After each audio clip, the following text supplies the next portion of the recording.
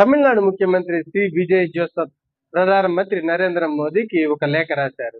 లోక్సభ సభ్యుల సంఖ్యను ప్రస్తుతం ఉన్న 543 స్థానాలకి శాశ్వతంగా నిలిపివేయాలని కేంద్ర ప్రభుత్వాన్ని సీఎం విజయ్ కోరారు. ప్రస్తుతం వివిధ రాష్ట్రాలకు కేటాయించిన లోక్సభ సీట్ల నిష్పత్తిని ఎలాంటి మార్పులు చేయకుండా యథాతథంగా కొనసాగించాలని ఆయన ఆ లేఖలో విజ్ఞప్తి చేశారు.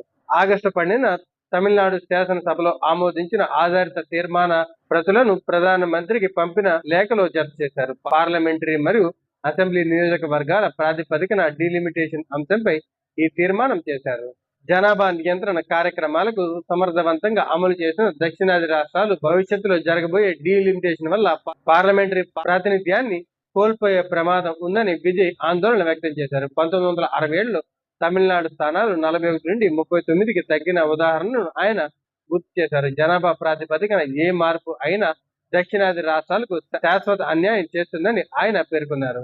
లోక్సభ మరియు రాష్ట్ర శాసనసభ ఎన్నికల్లో మహిళలకు 33% రిజర్వేషన్లు ప్రస్తుతం ఉన్న 543 సీట్ల ప్రాతిపదికని వెంటనే అమలు చేసేలా తగిన రాజ్యాంగ సవరణలు తేవాలని ఆయన కోరారు.